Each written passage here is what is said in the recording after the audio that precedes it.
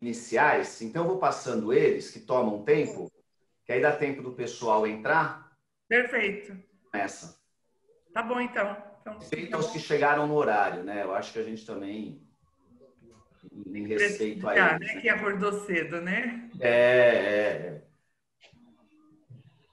Então, fique com a palavra, doutor Luiz. Vamos lá? Então tá bom. Bom dia aos presentes, bom dia a todos, bom dia, doutor César, doutora Daniela, formalmente agora.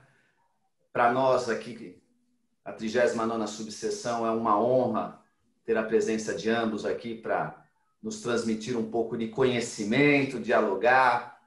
É importante nessa... Nós estávamos ouvindo aqui os bate-papos informais, né? Nessa pandemia, agora essa loucura. O compromisso é das 9 às 11, às 11 já tem outro, não tem tempo de respirar, que vai até a 1, porque 1h30 já começa outro, e o dia vai, parece que nós estamos trabalhando mais nessa sistemática nova, né? A gente tem percebido bastante isso. Fora aqueles que aparecem, né? Entre 2, 3 lugares ao mesmo tempo, para parecer que está em tudo que é canto, né? Eu participei de tudo, acessa tudo, boa não, estou participando. 3, 4 canais e abre, começa a fazer um escritório virtual, é telefone, é computador, é notebook, né, para se fazer presente.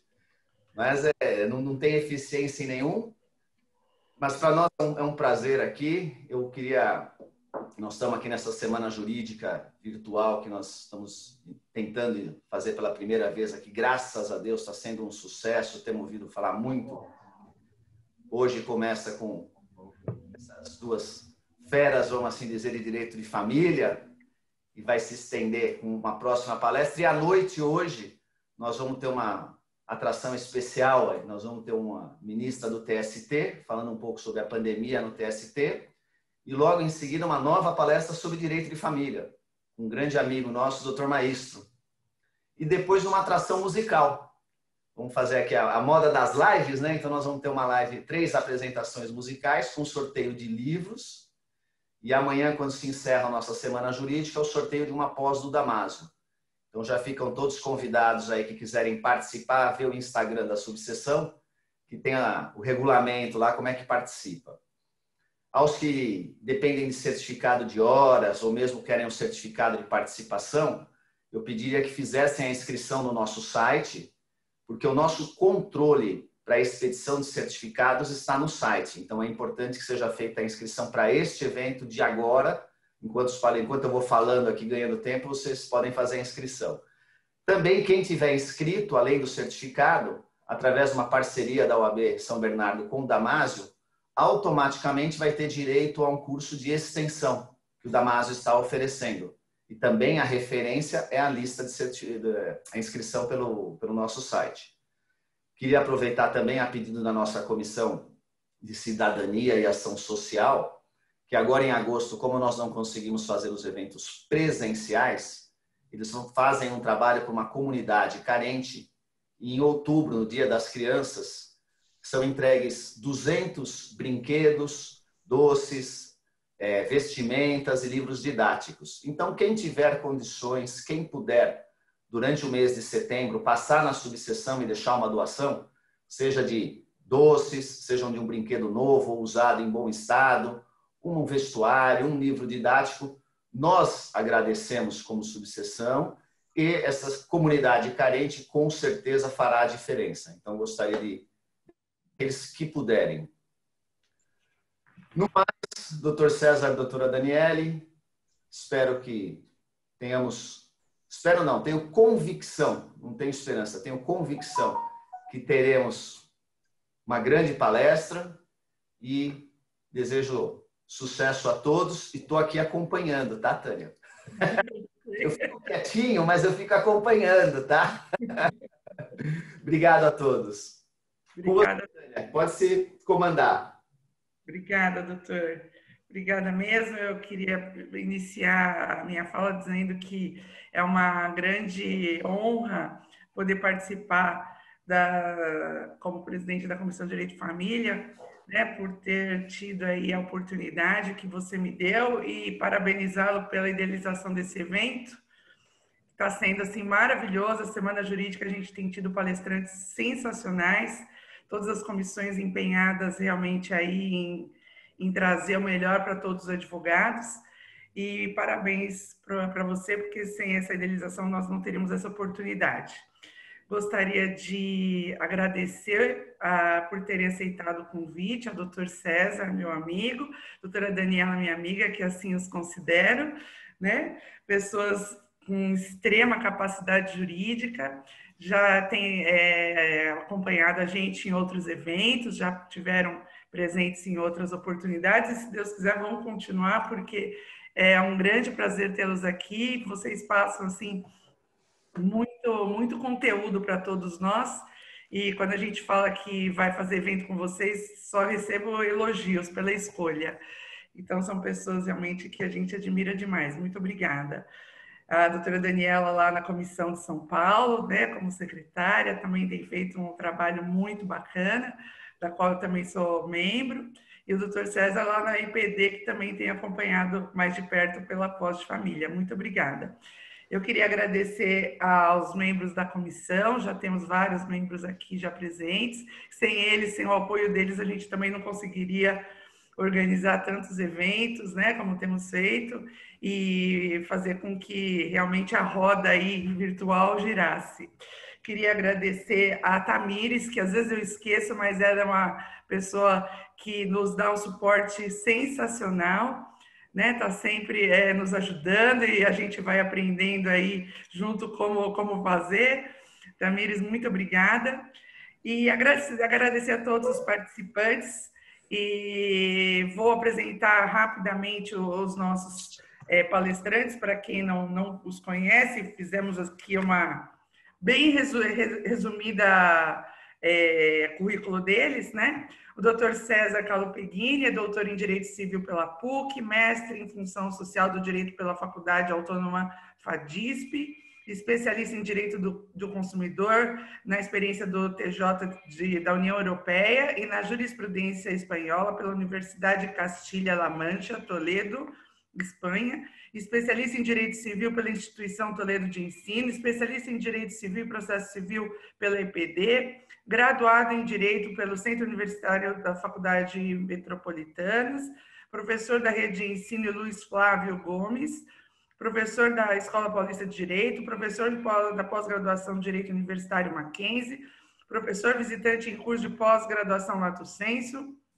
associado ao Instituto Brasileiro de Direito e Família, IBDFAM, e ao Instituto Brasileiro de Política e Direito do Consumidor, Brasilcom, experiência na área do direito, com ênfase em direito privado, atuando principalmente nos seguintes temas: direito civil, direito do consumidor, direito da infância, juventude e processo civil. Até cansei.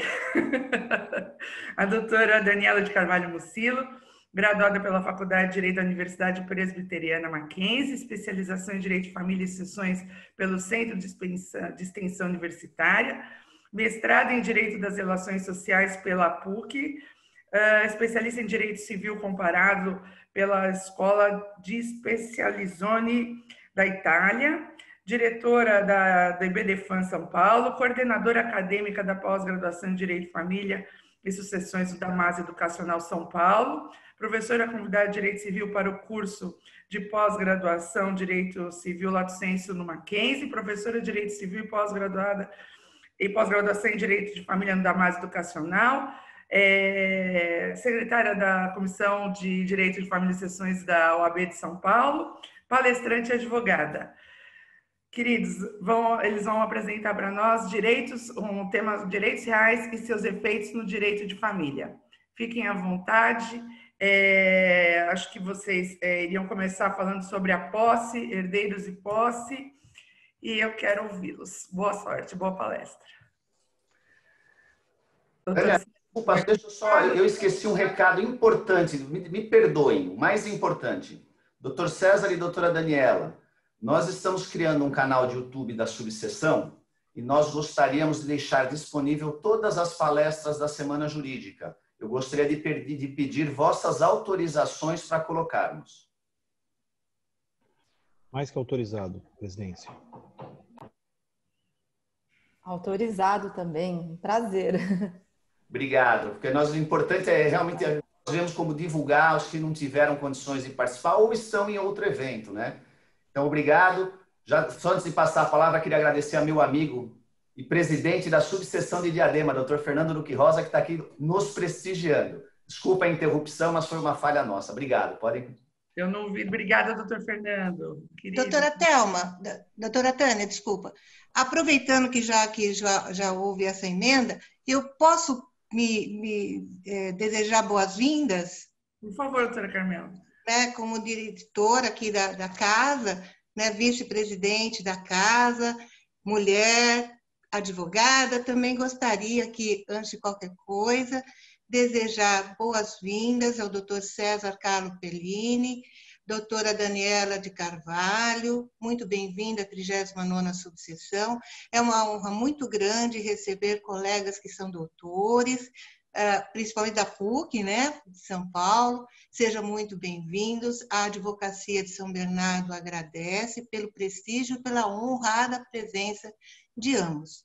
Quero cumprimentar a todos os presentes, cumprimentar o presidente Fernando Duque Rosa, de Diadema, nosso presidente também, a presidente da comissão, parabenizar a presidente da comissão, doutora Tânia Bragança, gentil amiga e sempre atuante, parabéns, viu, minha amiga? Obrigada. E, claro, cumprimentar a todos os membros da grande comissão. E estou sempre à disposição e realmente muito feliz como dirigente da OAB de São Bernardo em poder recebê-los. Bom trabalho e boa palestra. Obrigada, viu, pela oportunidade. Obrigada, doutora Carmela. Obrigada. Doutor César, doutora Daniela, fiquem à vontade. Bom dia a todos, agora formalmente, a todos os participantes. Agradeço a minha amiga Tânia, que sempre nos prestigia com esta oportunidade, com esse convite. E a Tânia, quando ela pede, eu aceito. Eu só coloco aqui, né, a organização na agenda e a Tânia pede, eu aceito porque é sempre um prazer, é sempre uma oportunidade incrível de bater um papo sobre direito, um papo descontraído, para a gente sempre avançar, né, no aprimoramento dos nossos profissionais, da nossa profissão, que é tão importante, especialmente nesse momento em que nós estamos vivendo. Então, eu agradeço a todos, agradeço a essa comissão, a OAB, na pessoa do presidente, Dr. Luiz. É sempre um prazer, estou sempre à disposição de vocês, sempre que precisarem. A doutora Carmela, sempre que precisarem, nós estamos aqui. E o meu amigo César, meu colega de Mackenzie, um querido amigo, a quem eu admiro muito, a quem eu só aprendo com ele, sempre. Então, é um prazer estar aqui nessa manhã com vocês. Bom dia a todos. Eu fico muito agradecido pelo convite. Eu quero inicialmente agradecer, em especial, a presidência, que aqui é representada de duas das grandes e mais respeitadas casas que nós temos aqui de São Paulo, a vice-presidente doutora Carmela, a Tânia Bragança também, tentar manter a formalidade o máximo possível por uma questão específica de ordem, e vejo também a minha queridíssima amiga, como é interessante a vida, né, gente? Eu sempre digo que a docência nos brinda com coisas extraordinárias, e uma delas foi encontrar a doutora Daniela numa sala dos professores do Mackenzie. Nós tínhamos vários amigos em comum, vários mesmo, né? E eu falei para ela que ela sempre muito bem acompanhada, e na sala dos professores do Mackenzie nos conhecemos, e foi uma grata coincidência da vida. E eu vejo vários, não consigo dizer rostos, porque isso seria presencialmente, como já estivemos em São Bernardo uma vez, foi um evento maravilhoso, salvo me engano, no ano passado, mas dessa vez estamos aqui vendo alguns nomes, uns rostos por meio de imagens já conhecidos, né? A doutora Sandra, eu vejo aqui, eu vou tentar não ficar nominando cada um deles para não ser injusto. A Patrícia Martins, também parece que foi nossa ex-aluna, dentre muitos outros. Passaram nomes muito importantes aqui, de certa forma encerramos o curso, que dá uma certa responsabilidade tanto para a doutora Daniela quanto eu, não é? Mas eu quero desejar a todos um bom evento no dia de hoje, eles vão continuar aí até o final da tarde. Muito obrigado pelo convite do fundo do coração. E, Dani, eu vou tentar não dizer Dani várias vezes, mas infelizmente vai acabar acontecendo. Minha querida presidência de mesa, ainda que virtual, me desculpe, mas ela é uma grande amiga e dividir a primeira vez a nossa mesa, ainda que à distância, é uma grande honra para mim. pode ter certeza, Dani. Muito obrigado a todos. Eu vou, uma questão de ordem e gentileza, porque ela é muito mais capaz do que eu vou deixar ela iniciar e eu vou, de vez em quando, atrapalhar as coisas que ela vai dizer aqui e vamos ver se nós conseguimos aí trazer alguma contribuição importante para essa manhã de hoje. Muito obrigado, gente. Bom, então, César, meu amigo, muito obrigada. Você é muito gentil, é querido, é um amigo que eu adoro e realmente é um prazer compartilhar essa mesa virtual com você nessa manhã. E eu queria começar apresentando o tema, eu acho que isso é importante, né? O porquê desse assunto. Primeiro, o assunto de direitos reais é um assunto, uma das coincidências que uniu a mim e ao César foi justamente esse amor por direitos reais, que é um pouco deixado de lado por grande parte, né, dos civilistas, não porque não estudam, porque realmente os alunos também acabam não gostando e sempre os direitos reais acabam ali como um patinho feio do Código Civil. As pessoas acham difícil ou não conseguem encontrar uma concretude da aplicação dos direitos reais no dia a dia.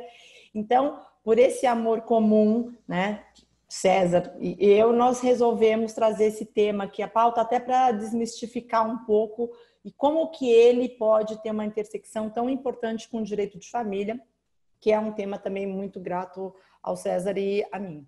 Então, a ideia, pessoal, é passar por alguns desses temas. A Tânia já pensou a primeira ideia, que é falar sobre posse. Como que o assunto posse, possessório, pode passar pelo direito de família. Então, a gente tem aqui, né, umas ideias para compartilhar com vocês e começando por esse tema, eu queria expor rapidamente o que a gente tem para falar sobre ele, no que toca ao direito de família, daí eu peço sempre ao César para me salvar e corrigir as besteiras que eu falei e ensinar a vocês todos. Bom, a posse tem muita importância para o direito de família, especialmente para o direito das sucessões. Por quê? Porque quando a gente fala em direito das coisas, não em direitos reais, a gente tem que falar de posse. Posse é fato, propriedade e seus direitos reais são direitos. Só que posse é um fato muito importante, é a relação do homem, como ele se apodera, se apropria das coisas numa relação fática, com efeitos jurídicos importantíssimos e protegido pelo direito. Então, nós poderíamos listar aqui vários efeitos da posse, mas para ficarmos com os dois mais importantes, nós destacamos a usucapião e a proteção possessória, tão fortemente ali, né, tratada no Código de Processo Civil. O que isso toca? A questão de direito de família, a questão de, especialmente o direito das sucessões, toca que os herdeiros continuam a posse do seu antecessor. Então, nós temos várias situações e discussões possessórias nas quais os herdeiros têm o direito, por expressa previsão do Código Civil, de continuar a posse dos seus antecessores, a posse do falecido.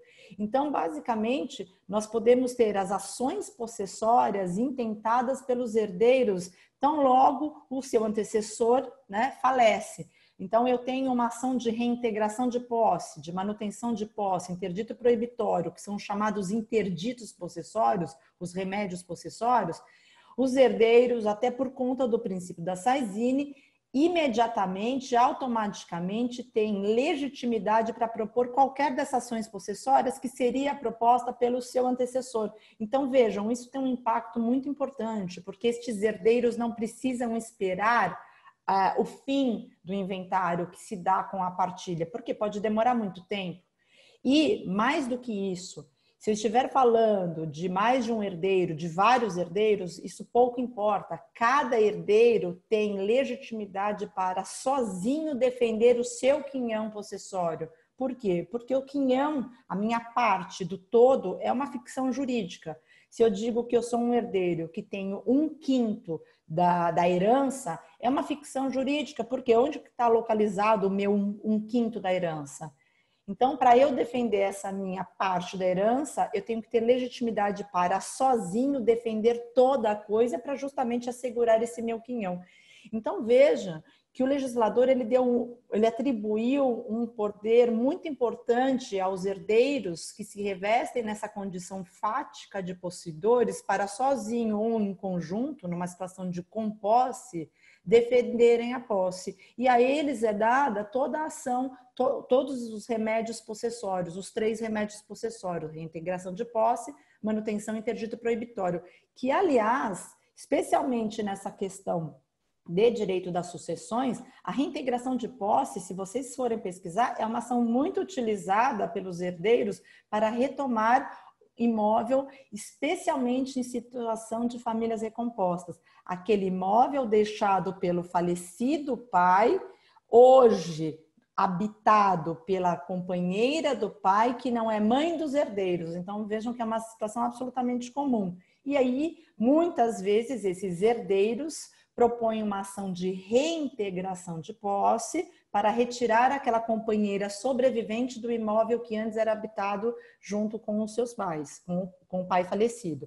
Tem toda uma questão do direito real de habitação em jogo, que a gente vai abordar mais para frente, não vamos antecipar, mas eu queria trazer essa questão que tem uma aplicação prática no direito das sucessões muito importante. Eu não preciso esperar a partilha. Os herdeiros se revestem deste caráter possessório. Então, nesse primeiro tema, era o que eu gostaria de comentar, e agora eu passo para o meu amigo César me corrigir e completar. Dani, nunca entenda nenhum tipo de emenda, correção, muito pelo contrário. Na verdade, o que eu vou tentar mostrar é algum tipo de pouca experiência prática que eu tenho de vida, né, levando em consideração aí a nossa jovialidade de idade, né, Dani? Nós que nós temos, na verdade, aí 15, 16 aninhos, estamos no início da nossa vida. Eu tenho certeza aqui que a gente vai poder tentar contribuir com alguma coisa. Dani, eu brinco que nenhum civilista é completo se não se dedicar a 3 pedestais da sociedade. Eu sempre digo isso quando eu inicio uma palestra, porque os 3 pedestais da sociedade também, eles acabam incorporando o próprio direito como um todo. Todo civilista precisa obrigatoriamente conhecer família, é essencial, na verdade, a sociedade se desenvolve em torno dela. Nós precisamos ter uma grande profundidade quanto à questão do contrato, ela faz parte da necessidade da própria construção social, e o último delas é a propriedade. Eu acho que, não nessa exata ordem, nós temos esses 3 pedestais ou pilares de sociedade. Eu brinco que o direito de família aconteceu na minha vida e, na verdade, a minha área de pesquisa mesmo é a questão dos direitos reais, né? Eu não me entendam mal, mas eu só quero mostrar para vocês, eu acho que eu tenho algum tipo de problema pessoal com os direitos reais, Dani, porque na graduação eu escrevi sobre uso capião, na pós-graduação eu escrevi sobre função social da propriedade, no mestrado eu escrevi sobre direito de superfície, no doutorado eu escrevi sobre a aplicação da boa-fé objetiva nos direitos reais.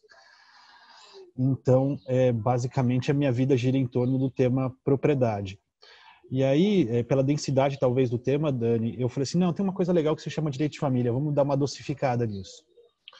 Mas eu quero mostrar a proximidade, principalmente dos direitos reais com o direito de família, e dizer para vocês que a posse está para o direito de família, para a união estável, como o casamento está para a propriedade. São situações muito parecidas, até pela própria estrutura do direito romano-germânico que nós temos. A posse é uma situação de fato protegida pelo direito, e a união estável também marca essa mesma característica fundamental por conta da sua respectiva sua função que cumpre junto à sociedade. É claro que o direito que nós evoluímos nos últimos séculos, ele prestigia muito mais, claro, a ideia do casamento e da propriedade, em detrimento da união estável por conta da influência que nós tivemos aí de muitos anos nesse respectivo sentido. Mas eu quero deixar bem claro, gente, que praticamente o direito de família gira em torno da propriedade. Nós falamos muito quando trabalhamos a ideia se casamento, por exemplo, é contrato ou se casamento é instituição. Mas, inegavelmente, e esse vai ser o próximo tópico que eu acredito que nós vamos trabalhar, quando nós falamos de casamento, automaticamente falamos de copropriedade. E quando falamos, de certa forma, de herdeiros, também temos essa mesma situação. Concordo em gênero e número e grau que o impacto no direito sucessório é muito mais marcante por conta da quantidade de possuidores e, posteriormente, de coproprietários, a gente pode dizer assim. mas no direito de família também teremos nossas nuances com a questão do uso capião também, que nós vamos falar mais adiante. O que eu quero dizer é que, e desmistificar uma coisa muito importante, e eu tive a oportunidade de discutir esse tema com um dos maiores registradores, acredito, brasileiros que nós temos na atualidade, super jovem, que é o Brandelli, dono do segundo cartório de registro de imóveis de Jundiaí, e tentar entender um pouco um fenômeno jurídico que eu preciso que vocês coloquem no coração de vocês, porque eu tenho dificuldade. O droit de Sainsbury, na verdade, é uma exceção à regra geral. No Brasil, a propriedade, todo mundo sabe, essa é uma máxima, somente se transfere com um registro. Né? Como diria um grande amigo meu, professor, tem registro? Se tiver registro, tem propriedade. Né? Se não tiver registro, não tem propriedade. Mas por meio de uma ficção jurídica, minha querida Cris Piccoli, nós temos uma situação muito interessante, que é uma ficção jurídica de transferência de propriedade. A abertura da sucessão transfere propriedade incrivelmente. E a Dani é muito feliz quando ela diz que os problemas que decorrem disso são sucessórios, porque onde há propriedade, há posse. É impossível não existir propriedade sem, respectivamente, o seu exercício da posse. Existe posse sem propriedade, mas propriedade sem posse eu não consigo enxergar nessa respectiva construção. Então, claro que todos os problemas decorrentes em torno desse tema é interessantíssimo. E somente para dosificar o tema, nós vamos muito além também da feliz colocação da minha querida Dani, das ações ou da proteção possessória, né? Nós podemos falar em outros tipos de ações que dentro do inventário e da partilha acontecem incidentalmente por conta disso. Por exemplo, a questão de indicação de imóveis que não pertencem aos inventariantes e eventual embargo de terceiro, os herdeiros legitimados para propor as ações edilícias em decorrência do direito de vizinhança, não é? Também seria uma situação nesse sentido. Indicação ou implementação, por exemplo, de aluguéis, ocupação de copropriedade sem a devida informação e todos os embargos decorrentes dos frutos, gente. Este é o tema. Como é que fica a questão do exercício dos frutos enquanto esse inventário não conclui o dever de prestação de contas do inventariante quanto a esse respectivo fruto. Então, desculpe, na verdade, eu me tornei um grande entusiasta do direito de família, Dani, porque os colegas familiaristas têm que entender que o direito de família não existe sem o direito de propriedade, infelizmente.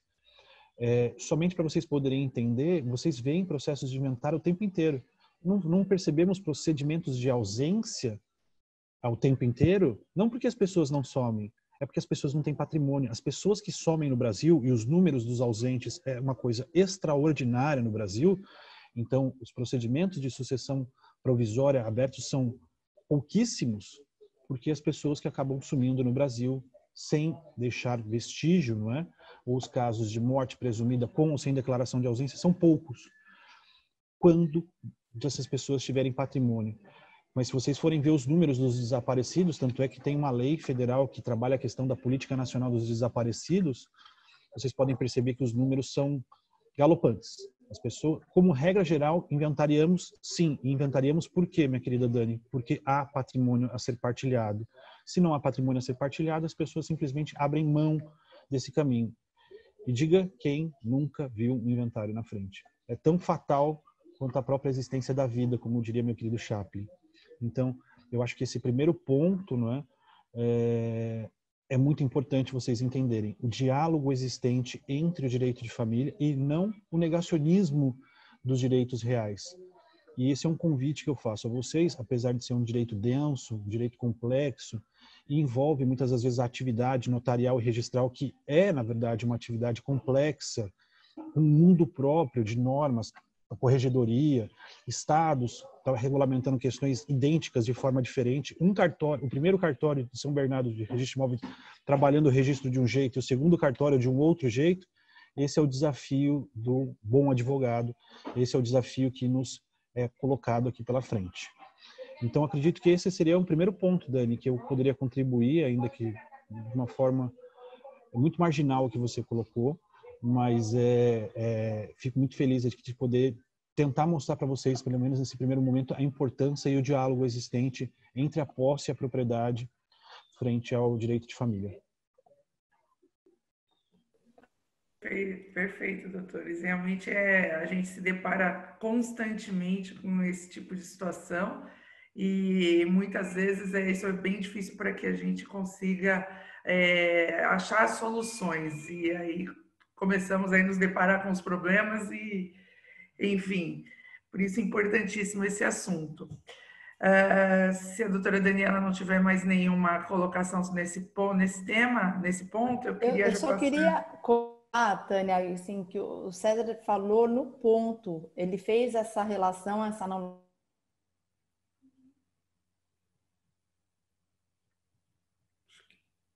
Travou? O tratamento possessório, o tratamento da propriedade, é sempre importante fazer essa analogia entre união estável e casamento. É perfeito, né, César? Porque a união estável como fato, o casamento como direito, mostram que a posse também é um fato que existe, que precisa ser exercido, precisa ser adquirido, protegido e exercido para que tenha essa proteção jurídica. Então, eu só queria ratificar que essa analogia é perfeita e que mostra bem como família, direito de família, sucessões e direito das coisas, que a gente aprende de posse e os direitos reais, como eles caminham paralelamente. Só queria fechar com isso, porque é perfeito. Dani, desculpe mais uma vez. Eu sei que eu não tenho direito de réplica, mas eu preciso compartilhar isso com vocês, que vocês não vão escutar isso todo dia. Na minha busca da tese de doutorado sobre a questão dos direitos reais e a boa-fé objetiva, Dani, eu me deparei com uma grata situação com a origem dos direitos reais, não é? E poucas pessoas sabem disso. Eu fui buscar isso nos romanistas, Moreira Alves, por exemplo. Não sei se as pessoas sabem, mas a origem, família já foi direito real. Em Roma não existia distinção entre direitos reais e direitos pessoais. Existiam as ações ex re e as ações ex persona. E para o direito romano, uma violação contra uma coisa não era simplesmente contra uma propriedade, mas sim contra a família. Com o decorrer do tempo, por isso que existem essas proximidades de formalidade, solenidade, publicidade em ambos os institutos. Mas depois do movimento da evolução histórica, se separou a ideia de que não existia essa questão de ações ex re contra a família, e aí nós tivemos mais ações mais voltadas para o direito pessoal. Mas veja que em Roma essa é uma característica muito forte, a família e a propriedade se confundiam de uma forma muito latente.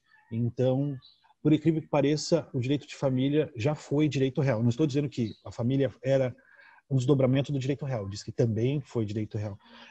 Poucas pessoas sabem disso, porque eu também não sabia, eu descobri no doutorado, preciso ser bastante verdadeiro para vocês. Perfeito, perfeito. Parabéns, doutor. O próximo assunto seria sobre condomínio e herdeiros e os regimes de bens. Gostaria agora, doutora Daniela, vai começar? Começo. Não, a sorte de vocês é a presença do Dr. César, né? Então eu começo, jogo o tema e saio da sala, jogo o pepino e saio da sala e ele dá essa aula para gente. É realmente gratificante, né? É maravilhoso, é uma troca muito rica. Eu só tenho realmente a agradecer a todos vocês. Bom, a questão do condomínio, como o César já levantou, é a propriedade. Quando a gente fala de condomínio, a gente fala de propriedade, né? A posse está para a composse, assim como a propriedade está para o condomínio. E a gente tem que lembrar sempre, especialmente em grandes centros, que toda vez que a gente fala de condomínio, a gente está falando de condomínio ordinário, que a primeira ideia condominial no Código Civil é o condomínio como sinônimo de copropriedade. Às vezes, especialmente quando a gente dá aula aqui, palestra em São Paulo, as pessoas acham que a primeira ideia de condomínio é o condomínio edilício, e não é. Né? Então, aqui, condomínio como sinônimo de propriedade, de copropriedade. E lembrando que o Código Civil, isso é uma regra, é uma questão hermenêutica muito importante, o Código Civil ele tem um tratamento na questão condominial que leva, toda a interpretação leva à extinção do condomínio, porque é uma forma anormal de comportar-se como dono, né? Duas ou mais pessoas sendo coproprietárias. Então, se vocês lerem ali as regras condominiais, a gente consegue perceber que a todo momento o legislador quase incentiva, se não o fim do condomínio, a diminuição dos condôminos, porque é uma fonte inesgotável de discussão, né? Todos vocês sabem disso, e toda discussão condominial é uma discussão custosa quando você trata ela na justiça. Por quê? Porque o juiz não é corretor de imóveis, ele não consegue, ele não é perito, ele não é técnico, ele não sabe avaliar quanto custa um imóvel. Então, tudo gira em torno da valorização e da valoração desse imóvel. Eu preciso de perito, o valor da causa. Então, a gente tem que pensar muito bem nessa questão condominial. Muitas vezes, em partilhas ou decorrentes de inventários ou de divórcios, as pessoas tendem a deixar em condomínio. Então, num casamento, eu saio da situação de meação, e porque eu me divorciei, eu passo para uma situação condominial. É empurrar o problema lá para frente. Eu, particularmente, não recomendo. A mesma coisa com os herdeiros, né? Eu saio de uma situação daquela herança e coloco todos os herdeiros como coproprietários. Isso vai dar errado. É certeza que vai dar errado. Por quê? Porque eles não foram trabalhados para isso. Com algumas exceções, eles não foram, né? Como a gente ainda está engatinhando no planejamento sucessório, estes herdeiros não foram preparados para essa situação atípica da copropriedade. Então, era uma questão inicial. No que toca à questão dos herdeiros e a questão do regime de bens, esta copropriedade, de novo, a gente trabalha com ficções jurídicas da cota-parte. Cada herdeiro tem uma cota-parte do todo. Se lá nós falávamos nas ações possessórias, aqui a gente fala nas ações petitórias, na discussão em torno da titularidade daquela propriedade. Então, é um poder também atribuído a todos os herdeiros, de uma forma, né, de proteger o seu quinhão, protegendo a coisa toda, no tratamento da questão condominial. No que toca ao regime de bens, vejam, a gente tem que fazer uma distinção importante entre meação e condomínio. Os cônjuges que são casados pelo regime da comunhão parcial ou universal de bens, eles vivem numa situação de meação, de mancomunhão. Porque eu não sou condômina do meu cônjuge, porque nós temos meação de tudo. Meação é sempre metade, né? Naqueles que são casados pelo regime da separação convencional de bens, eu posso estar diante de uma situação condominial. Não é proibido que os casais unidos pelo regime, né, quer por união estável, quer por casamento, unidos pelo regime da separação convencional de bens, possam estabelecer um condomínio. E eu, particularmente, já atuei em casos onde a titularidade dos bens ela era explicitamente condominial, não apenas nos 50%. O casal adquiriu bens durante a relação numa proporção compatível ao aporte financeiro que cada um colocou. Então, eles tinham ali uma regra, uma matemática muito precisa, dizendo o seguinte: neste imóvel eu entrei com X, você entrou com Y, vamos atribuir a propriedade na matrícula correspondente ao valor que cada um comprou. E eles se comportaram assim durante todo o casamento. Então, quando esse casamento terminou, não se trata, claro, de uma meação, se trata de cada um retirar aquilo que já tinha e desfazer uma sociedade, o condomínio, né? Desfazer essa situação atípica da copropriedade. Então, era essa questão inicial que eu queria colocar e, de novo, eu jogo para o meu querido César, né, esclarecer. Cada vez mais difícil falar logo depois da Daniela. Mas tudo bem, a gente vai tentar fazer alguma coisa quanto a isso. Bem, quando nós falamos dessa questão especificamente aqui do condomínio e os herdeiros de regime de bens, essa construção como um todo, a ideia da máxima existente por trás disso é que me lembro de uma frase antiga que diz que quando o ser se encontrou com o ter, e esse é um ponto bastante interessante, e o ter e o ser começaram a debater, o ser disse para o ter: é muito mais importante ser do que ter. Ele falou o seguinte: meu caro, não adianta você ser e não ter nada. Então, eu brinco que tudo que é de bom e de que é ruim, que acontece nessa santa terra de meu Deus, acontece por problemas relacionados em torno da propriedade do condomínio. Eu lanço esse desafio a quem estiver presente aqui, Mas se vocês conseguirem responder essa pergunta, vocês acabam com um conflito de 3.000 anos.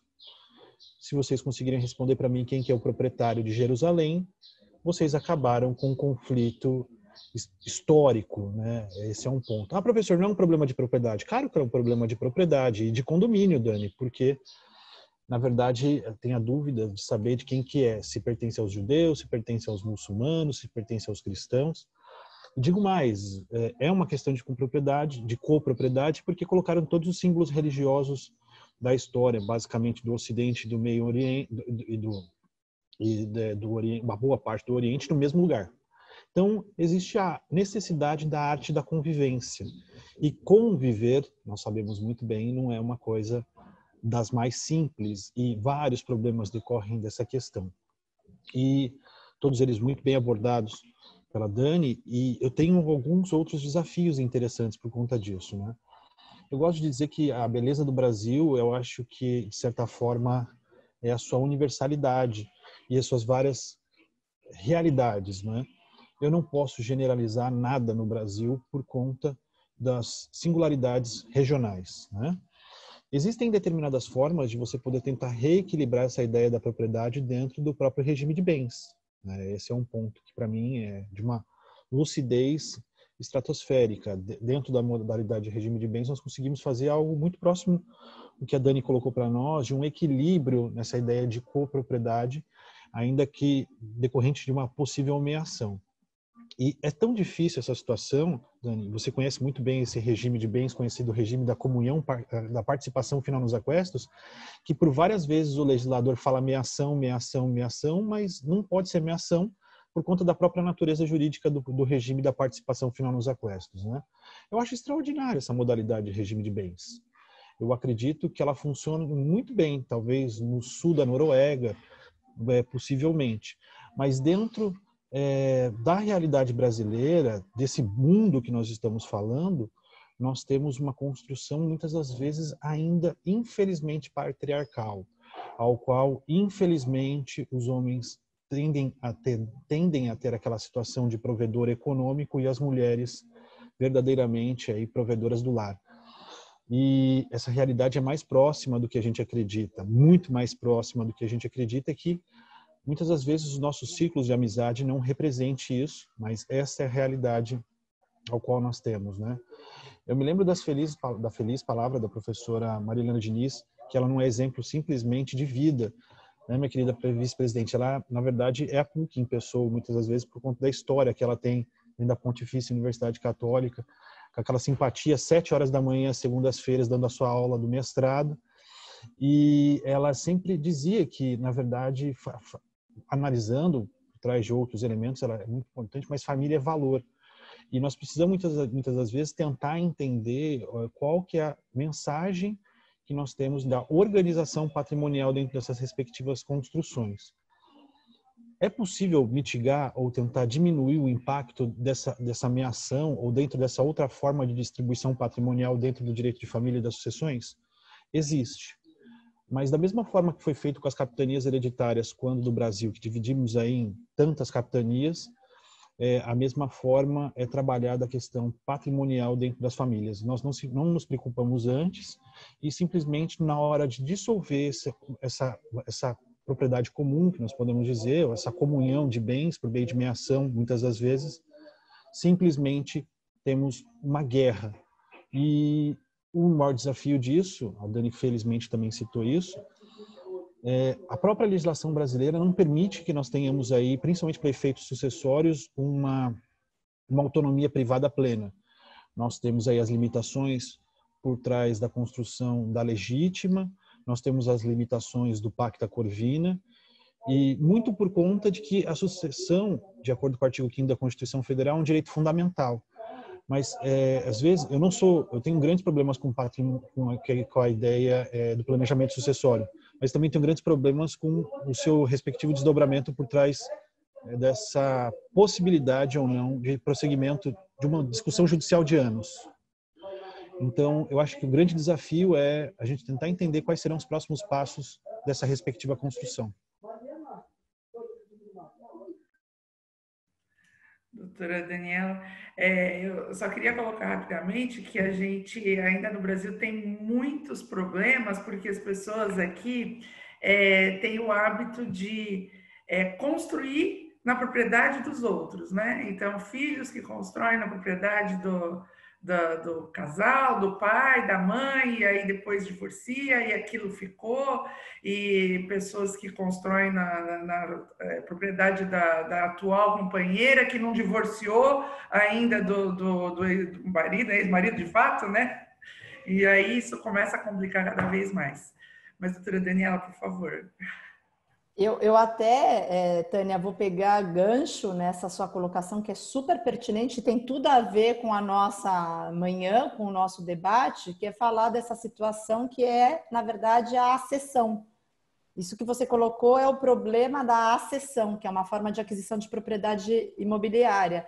E é um caso típico brasileiro. É a seguinte situação que eu tenho certeza que todos os colegas aqui já ouviram. Olha, o meu sogro nos deu um terreno para a gente construir ali a nossa casa. E tudo bem, a vida segue, construímos a nossa casa, né?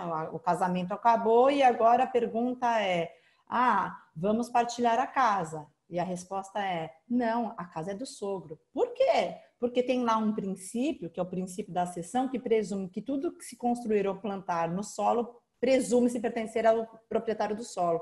Então, quando a gente tem muito equívoco, né, infelizmente, uma falta de informação, nessa situação do ele nos deu. Não existe promessa de doação, né? Nos deu significa o quê, necessariamente? Cadê o registro? Eu não vou falar nem do contrato de doação, eu quero ver uma matrícula onde consta ali a doação dele para vocês. Se não tem isso, não tem doação. Não tem doação. Pode ter posse, pode ter uma outra situação, atos de mera tolerância não induzem posse, ele tolerou que vocês construíssem. O fato é que isso que é uma situação absolutamente comum, vai bater ali na cessão.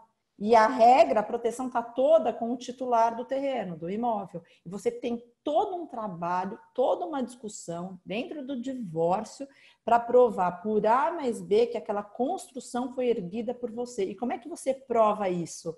Nota fiscal, recibo, contratação de empreiteiro, de arquiteto, de pintor, cartão de crédito, oficiar as empresas que você contratou. Então, vejam o problema que isso gera, a discussão para você ter o quê? A justa indenização, né, para aquela construção, porque afinal seu sogro entrou com o terreno e saiu com o terreno mais uma acessão, mais uma construção. Então isso de boa fé tem que ser claro, evidentemente, pelo princípio que veda o enriquecimento sem causa, indenizado. Então essa questão que você colocou é super comum, a gente nem tinha, né, César, colocado aqui no nosso rol e a Tânia foi muito feliz, porque é uma situação muito comum. A cessão feita em imóveis alheios e também, que não se confunde com a cessão, a questão das benfeitorias feitas em imóveis alheios. Então, são questões de direitos reais que a gente precisa olhar, debruçar no momento de efetivar uma partilha. Então, eu só queria pegar esse gancho no que você comentou. Obrigada. E a questão dos divórcios, onde se faz a doação para os filhos, né? E isso fica só lá no termo de acordo de divórcio. Efetivamente, essa doação acaba morrendo ali e não se oficializa, né? Que também acaba gerando outros problemas graves com relação a isso. Doutor César, o senhor quer colocar algum ponto? Não, podemos passar para o próximo. Estou muito tranquilo quanto a essa questão. Acredito que foi muito bem aprofundada. Eu gosto simplesmente só para poder fazer um desfecho. As pessoas muitas das vezes preferem trocar o armário de casa do que fazer o registro da transferência da propriedade. Então, na verdade, as pessoas precisam entender que no Brasil nós temos um sistema notarial e registral não burocrático, mas com uma tentativa de segurança, né? Não estou falando qualquer tom pejorativo da atividade extranotarial, qual eu tenho muito respeito.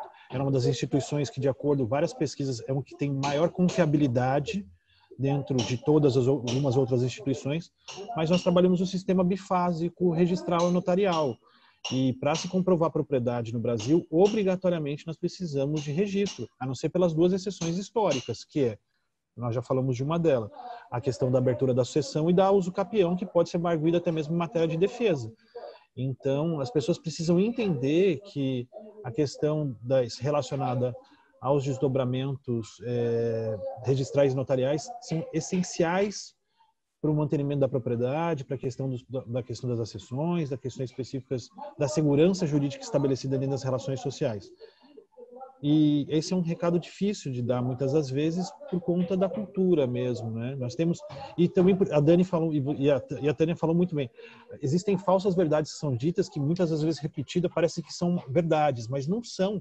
É agora aquela boa e velha história de que você tem primo de terceiro grau. Desculpa, não existe primo de terceiro grau, da mesma forma que não existe propriedade sem registro, né? E é difícil, mas a gente tenta aí seguir com as adversidades. Perfeito. Doutores, queria ouvir um pouquinho de vocês sobre o usufruto. Pode ser, Daniela? Pode. Eu gosto muito dessa matéria, da questão do usufruto. Eu já escrevi sobre o usufruto. O usufruto é o mais abrangente dos direitos reais sobre coisas alheias. E ele é largamente utilizado no Brasil. Eu vejo que é um dos institutos dos direitos reais mais utilizados, apesar de nós termos outros tão importantes quanto, e o César citou a questão do direito de superfície, que é um direito super contemporâneo, super moderno, e que ainda existe uma certa resistência, especialmente do particular, das pessoas em optarem por essa forma de ser proprietário, né? O que nessa situação que a Tânia colocou, da construção feita por um e do dono do terreno, né, ser de outra titularidade, resolveria um contrato de superfície, o registro do direito de superfície, né, dizendo, esclarecendo de saída que um é o dono do terreno e o outro é o dono da construção. Então, a gente já tem até um instituto pronto de bandeja para que isso seja utilizado e as pessoas preferem correr riscos, e como o César falou, o registro é investimento. Não é gasto, é investimento em segurança jurídica. Sobre o usufruto, é um direito real dos mais amplos que nós temos, através do qual, só para situar, contextualizar, o proprietário, né, o proprietário fica com poder de disposição, o usufrutuário mantém em suas mãos o poder de uso e fruição, o que acaba esvaziando o poder do proprietário, e por isso que nós, né, até colocamos esse proprietário como no proprietário. É um direito que tem aí um caráter alimentar muito forte, muito forte. Por quê? Porque para além da questão da moradia, né, do direito de usar, este usufrutuário pode fruir, ele pode tirar frutos dessa coisa. Então, ele pode alugar para um terceiro e sobreviver destes aluguéis, né, para a sua manutenção. Então, na combinação contrato de doação, que até a gente vai falar mais para frente, e usufruto, nós temos aí a situação mais comum no direito brasileiro, que se chama usufruto por retenção. Então, é o caso clássico. O pai doa um imóvel para o seu filho e retém para si, para sua esposa, o usufruto. Por quê? Porque ele garante a moradia naquele imóvel ou, eventualmente, que ele sobreviva dos frutos daquele imóvel através dos aluguéis. Só que o usufruto, e aqui eu queria destacar uma situação pouco levantada, ele tem também a sua modalidade legal. E existe, né, um dispositivo que trata sobre a questão do usufruto legal dos pais com relação ao patrimônio dos seus filhos. Então, os filhos menores, titulares de um patrimônio, então você pode imaginar uma criança que herdou do pai um vasto patrimônio, que isso pode acontecer. O que acontece com aquela criança? Ela vai ser titular? Sim, ela herdou, ela é dona daquele, ela é titular, ela é proprietária. Só que por uma disposição legal, o usufruto dos bens, deste patrimônio como um todo, pertence à mãe dessa criança que sobreviveu. Então, ela exerce usufruto. E as pessoas confundem esse usufruto legal com poder de administração. Não é usufruto. Usufruto significa que eu posso usar e fruir. Não obstante o código tenha em mente, e toda essa regra foi criada no sentido de eles são usufrutuários e vão reverter este benefício em prol dessa criança. É o que se espera do bom pai de família, né? Lembrando aqui sempre do direito romano. Isso necessariamente não precisa acontecer, ou não acontece. Nós temos pais e pais, né? Mães e mães. E aí que você tem aí o risco de ter um usufruto totalmente vertido em prol do usufrutuário. E, lembrando, ele é usufrutuário. Ele pode usar e fruir. Ele pode pegar aquela renda eventualmente e gastar com ele. Ele não estaria fazendo nada de errado. A rigor, o dever do usufrutuário é devolver fim do usufruto, né? Ou porque é vitalício, ou porque é a termo, a coisa para o nulo proprietário. Então, ele tem que manter a substância da coisa, mas a fruição a ele pertence. Então, você pode ter uma situação em que aquele patrimônio que foi todo pensado para garantir a sobrevivência nas mesmas condições financeiras sociais daquela criança, eventualmente não seja direcionado a ela. É claro, e eu reconheço que a gente tem meios de brecar essa situação, né? Quando você não tem aí o usufruto também sendo aproveitado pela criança, aquela renda, não vou falar de usufruto, mas é uma situação absolutamente importante e que a maioria das pessoas sequer tem em mente. Mas e aí, tem solução para isso? Nós temos algumas soluções. Uma delas, eu arrisco dizer, é o afastamento do usufruto legal em determinada situação testamentária daquela criança. Ou seja, eu coloco no testamento que a herança recebida por aquela criança, se evidentemente ela ainda for menor, não ficará sob o usufruto legal do seu genitor sobrevivente, mas sim de determinada pessoa. E esta determinada pessoa, ela não é usufrutuária, porque o usufruto legal cabe apenas aos pais. Ela é o quê? Uma curadora especial que tem que prestar contas. Então, pronto, você tem aí a certeza e a segurança que aquele usufruto vai ser totalmente voltado em prol daquela criança. E antes de eu passar ao César, eu queria também destacar a questão do usufruto simultâneo.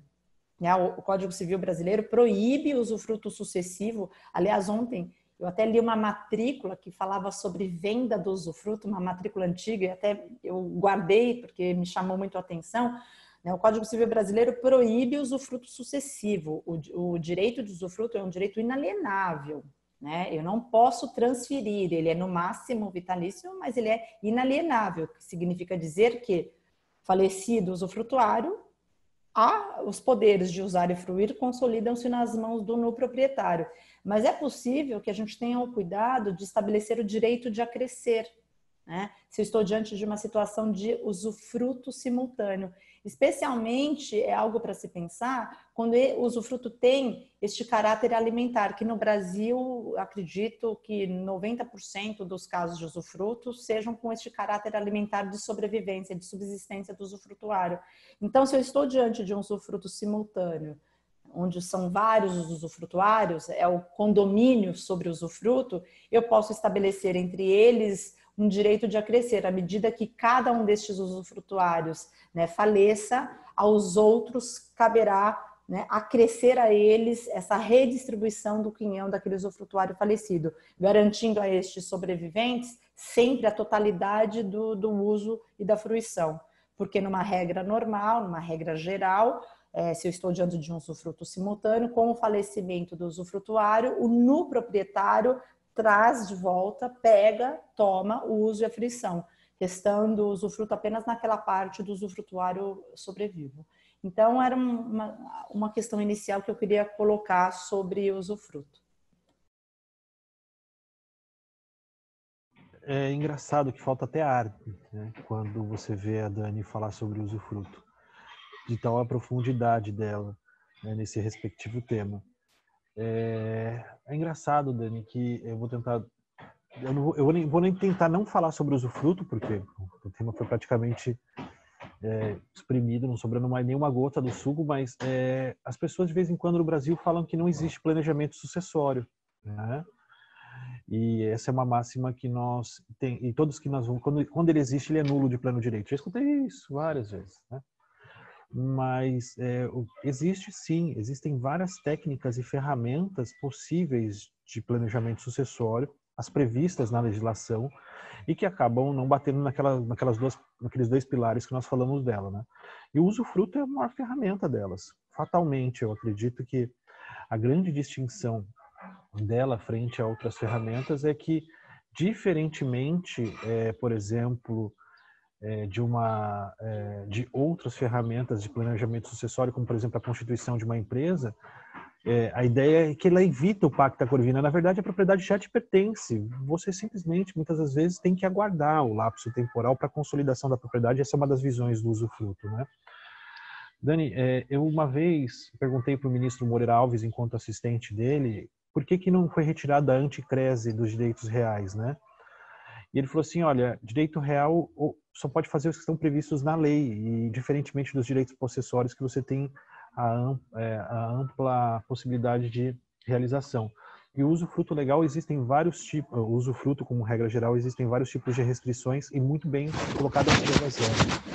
Mas muito feliz quem conhece do direito de família do usufruto, porque vários problemas futuros podem ser solucionados e, como diria a nossa querida jus filósofa Cristina Rocha, que tem um programa da tarde que nos brinda todos os dias aqui com os casos de família, nós temos aqui uma situação que eu mesmo tenho um usufruto em meu favor. Eu não sou eu sou nu proprietário nesse caso.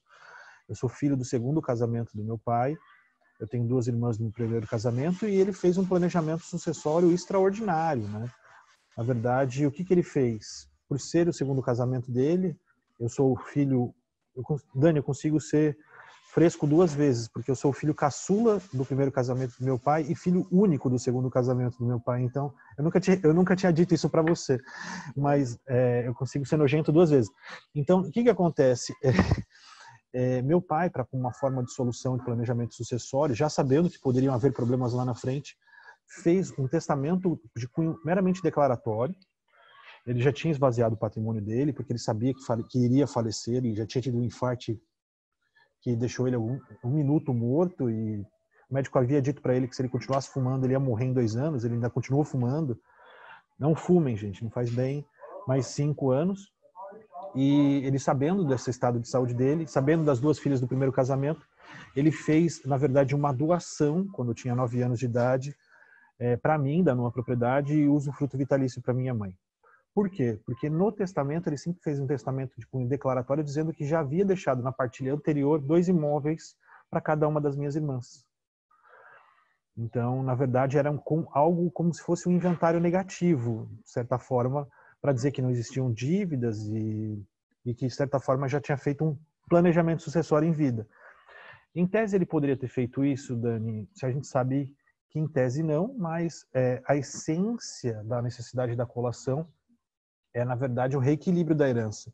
E em tese, ainda do instrumento que ele utilizou não tem sido mais adequado, e hoje em dia tem a dimensão disso, se você for ver, ela está equilibrada, porque ele fez uma doação de um imóvel para cada um dos filhos. Talvez não no mesmo valor econômico, talvez não, mas esse usufruto foi muito importante por vários motivos, né? E esse foi um deles. Em determinado momento, tive uma conversa com as minhas irmãs, e uma falou assim, mas você está ocupando um imóvel que seria nosso, né? Sua mãe está ocupando. Eu falei, não, é meu o imóvel, e minha mãe tem direito de usufruto vitalício. Não que eu não queira nada disso. Eu falei assim, mas você sabia que vocês tiveram um imóvel assim? Não. Então, eu escaneei o testamento, mandei para as 2. Eu falei assim, mas e esses imóveis? Eu falei, pergunta para sua mãe. Eu não sei o que ela fez, exatamente para evitar aquilo que a Dani, na fala anterior, estava dizendo, que ela tinha administração desses respectivos bens, e eu não sei o que, de certa forma, aconteceu. E também não quero saber porque não me interessa. Um cachorro latiu aqui, desculpa, gente. E tem um outro ponto que é bastante interessante aqui, quanto à questão dos direitos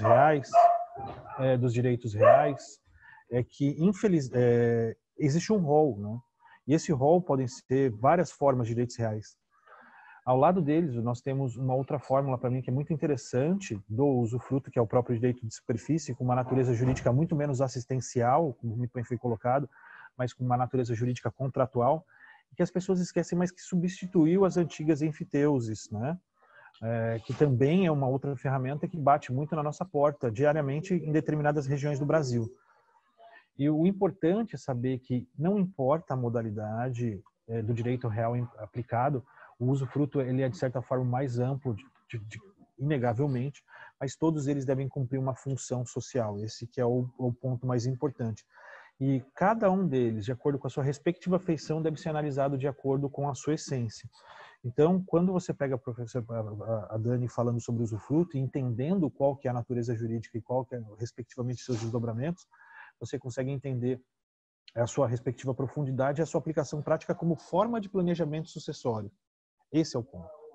Existem várias formas de planejamento sucessório e o usufruto é uma das ferramentas mais efetivas. Existem outras formas de planejamento sucessório, né? Doação entre cônjuges, compra e venda de ascendente para descendente, os próprios, alguns colegas talvez não saibam, mas a própria construção dos seguros de vida também é uma forma interessante de planejamento sucessório. Então, ao invés, muitas das vezes, a gente ficar dando murro em ponto de faca em determinadas situações e tentar ficar criando holdings, eu não tenho nada contra, gente. Eu acredito que se bem feito e bem organizado, não vai dar problema lá na frente, porque houve uma mediação anterior, mas se judicializado pode dar problema. Então, por que não utilizar da luz do usufruto mesmo para solucionar essas questões pontuais, né, de planejamento sucessório como uma ferramenta efetiva?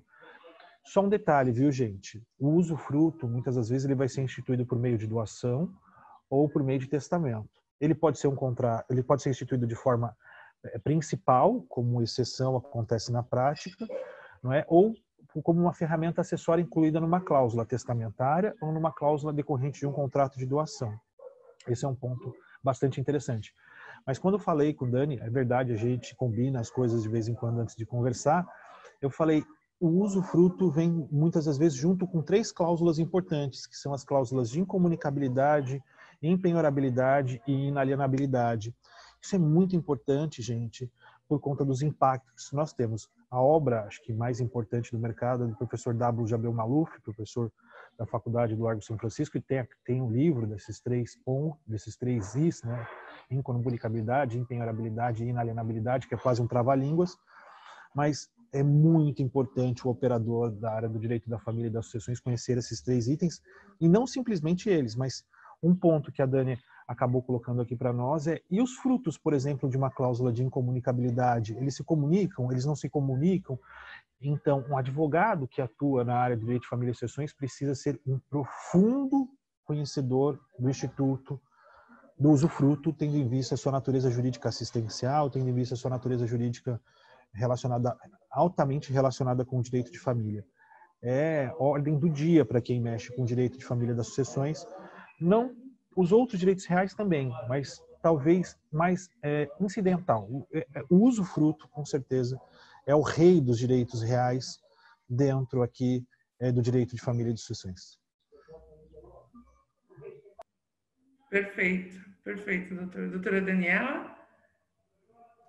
Bom, eu já queria emendar, Tânia, se você me permitir, a questão que a gente também já rolou aqui, eu estou com a minha cola aqui do ladinho, a questão do direito real de habitação, porque tem tudo a ver. E é tão importante a gente estudar o usufruto, que de quebra, quando você estuda o usufruto, por ser mais amplo dos direitos reais, você acaba estudando também outros institutos correlatos, que é o direito real de uso e o direito real de habitação, porque as regras do usufruto aplicam-se naquilo que couber para o direito real de habitação e para o direito real de uso. Então, o direito real de habitação, ele é vamos dizer, né, até uma parte da doutrina diz que é um pequeno usufruto, um mini usufruto, nesse sentido de ser um usufruto muito restrito, porque aqui a essência é efetivamente assistencial e alimentar. Porque enquanto o usufruto serve para usar e fruir, o direito real de habitação, como o próprio nome já diz, serve para usar com a finalidade de habitar, ou seja, de moradia. E o direito real de habitação, ele é sempre gratuito, né? Então, isso é importante dizer. No que nos toca na questão de família e de sucessões, é lembrar que é incrível que as pessoas só lembram do direito real de habitação no assunto sucessório. Uma parte, né, das pessoas entende que o direito real de habitação ele é um instituto sucessório e não de direito real. Na verdade, ali, o que a gente tem na sucessão, né, que o cônjuge sobrevivente, ou companheiro sobrevivente tem direito de habitar gratuitamente o imóvel decorrente da sucessão do seu companheiro, na verdade, é a modalidade legal, porque o direito de habitação ele tem natureza de direito real. Ali, nos direitos reais, eu tenho a nossa modalidade de convencional, direito real de habitação convencional. E é bem isso que o César falou. Nós não fazemos esse tipo de planejamento. A gente tem que desmistificar essa ideia de que o planejamento sucessório é holding. Não, isso também mas não é a vida real. A vida real é o contrato de usufruto que o César falou, que o pai dele organizou. Eu também sou no proprietária, em virtude de contrato de doação com reserva de usufruto. É isso é vida real. E justamente essas pessoas que têm essas preocupações com situações imediatas e fáticas têm que se planejar com o que nós temos. E o artigo 1225, que traz o rol dos direitos reais, ele é um cardápio. Ele é um cardápio que nós temos à nossa disposição para você escolher como que você quer se relacionar com relação àqueles bens. Como que você quer se relacionar? Você quer ser usufrutuária, superficiária, habitadora, usuária? Como? Ele traz ali uma lista de possibilidades. E nós só temos que escolher, lógico, dentro, né, da essência, da finalidade daquela instituição. Mas eu posso me comportar como dona, como aparência de dona, de diversas formas que estão à disposição dos jurisdicionados. Nós simplesmente não queremos estudar, ignoramos e não agimos. O usufruto, felizmente, ainda é muito utilizado, não ainda, né? Ele é muito utilizado como essa forma de planejamento. E o direito real de habitação, no que eu queria colocar, ele existe na sua modalidade legal, mas ele existe na sua modalidade convencional. E aí, se é convencional, fica livre disposição do proprietário. E um assunto que, né, eu gosto de falar e que eu trato é a questão do maior incapaz. É a questão do maior incapaz. De você prever o direito real de habitação para alguém da sua família, para alguém que dependa de você.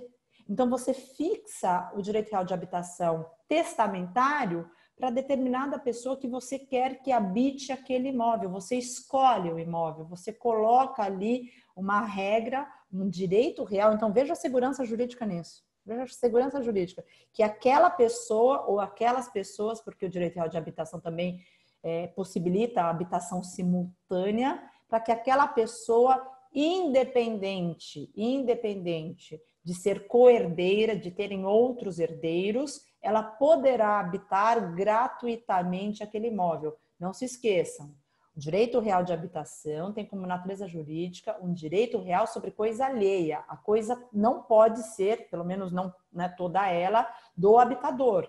Pelo menos uma parte tem que ser de alguém, por isso que é direito real sobre coisa alheia.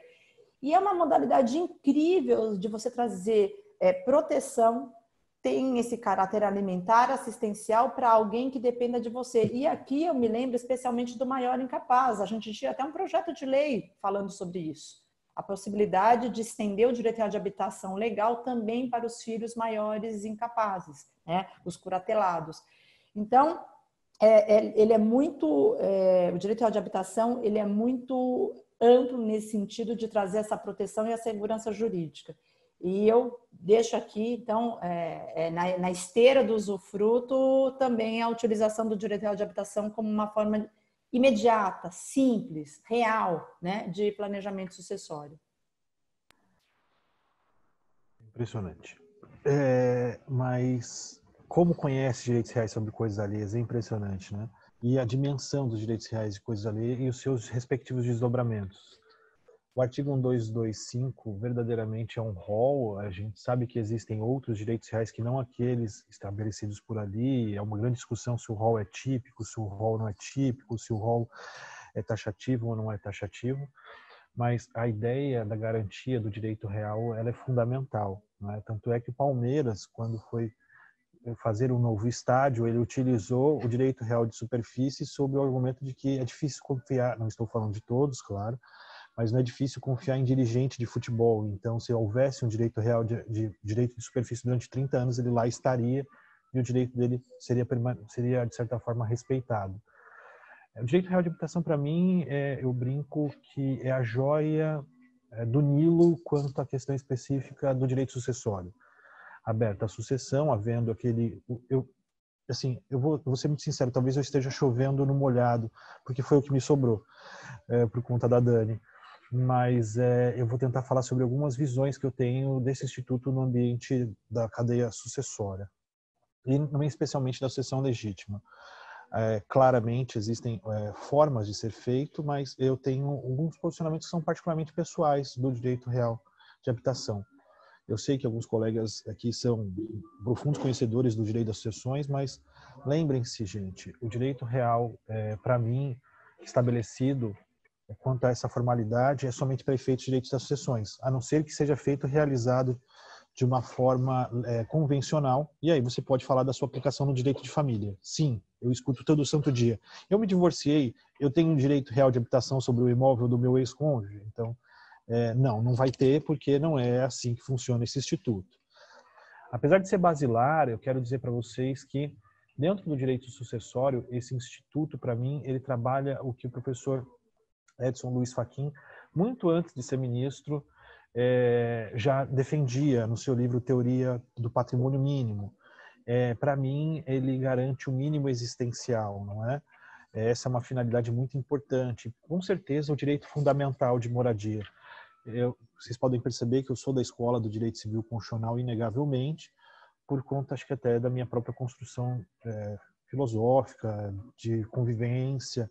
Eu acredito aí que a intervenção em alguns determinados momentos são importantes como uma forma de equilíbrio da propriedade no Brasil. É claro que com muito cuidado, com muita cautela e com muito carinho. E essa é uma intervenção, por exemplo, do Estado, para mim, muito positiva.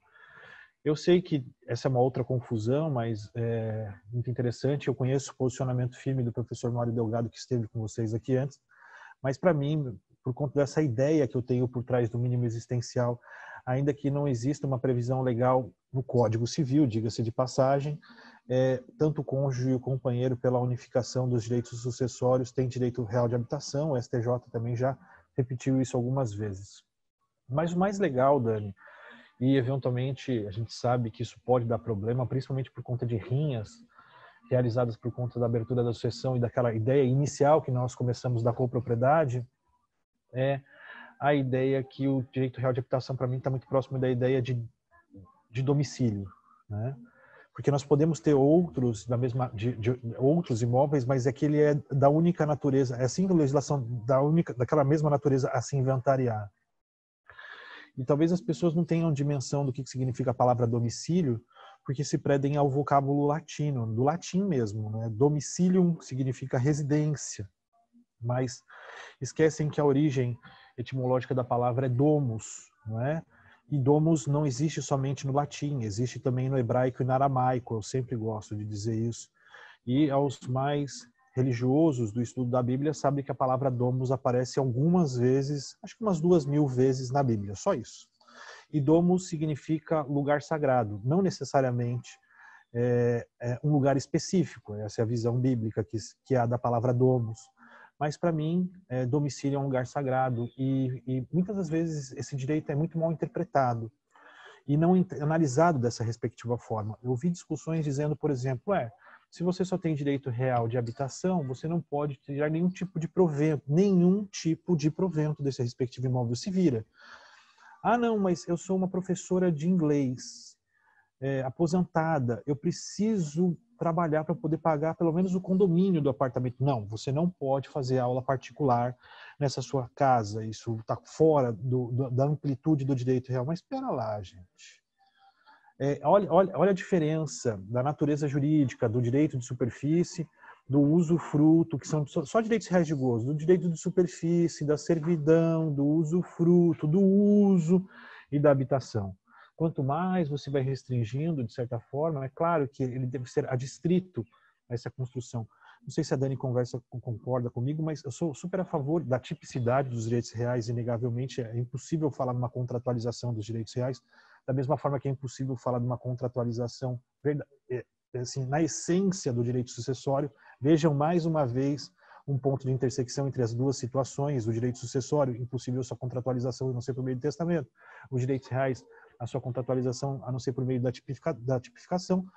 Mas eu sou a favor da modulação dos efeitos dentro dos direitos reais e algumas mitigações como uma dessas. É claro, Dani, que não dá para colocar um prédio da Wizard nesse imóvel, no caso dessa mulher, não é possível, não é? Mas para que ela continue viva, para que ela continue usufruindo desse respectivo bem, eu sou a favor dessa pontual interferência quanto à sua questão da possibilidade.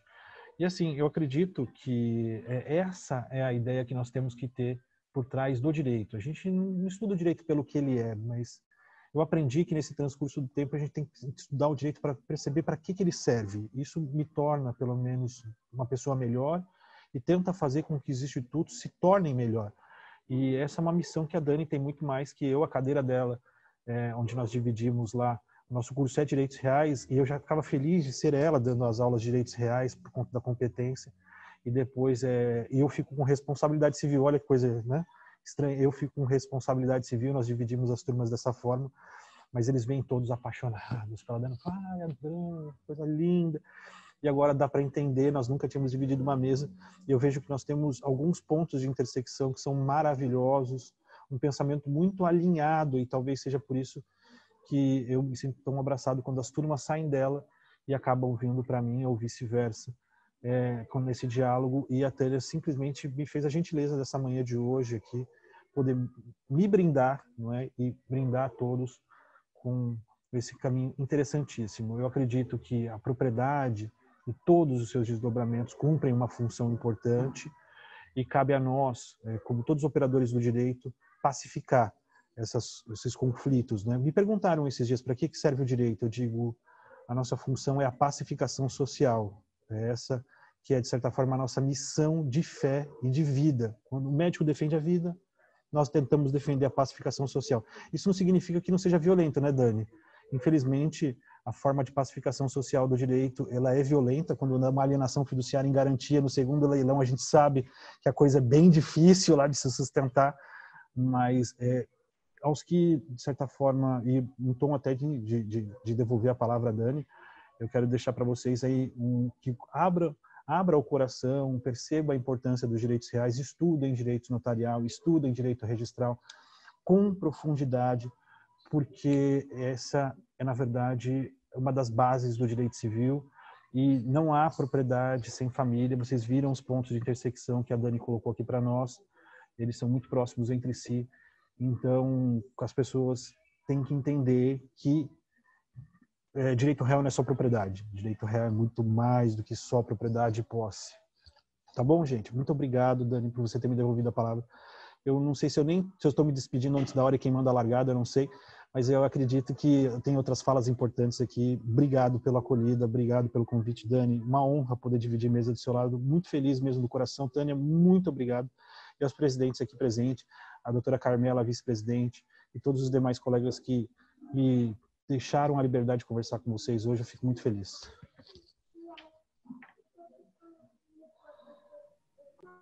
Doutora Daniela, quer colocar alguma coisa?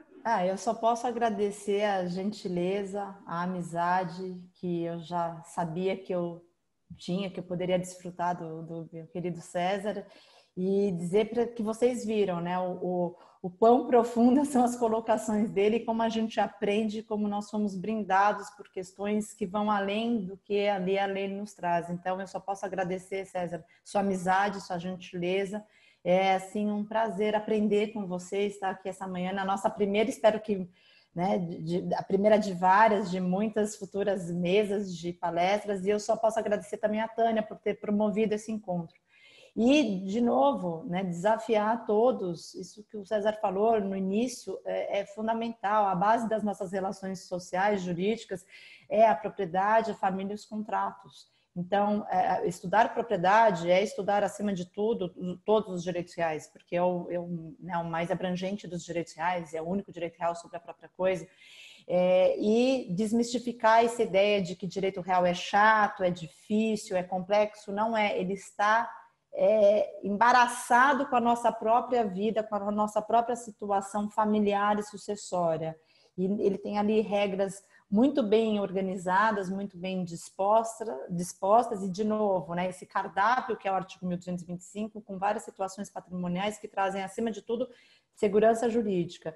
E o desafio que nós, nesse momento, que gostamos, que estudamos direitos reais, estamos vivendo de adequar essas normas para uma sociedade que está em plena transformação, né, onde muita gente talvez não queira mais ter, queira usar, e falando que a gente tem já ali no Código o direito de uso. Nós temos como, né, aproveitar para essa transformação social que estamos vivendo, essa ideia da multipropriedade, do compartilhamento de usos, e a gente está rodeado de Airbnb, Uber, enfim, tantos outros exemplos. A gente tem regras que a gente já dispostas nos direitos reais, e esse é um desafio de aplicar nessa nova forma de nos relacionarmos com as coisas, com os bens.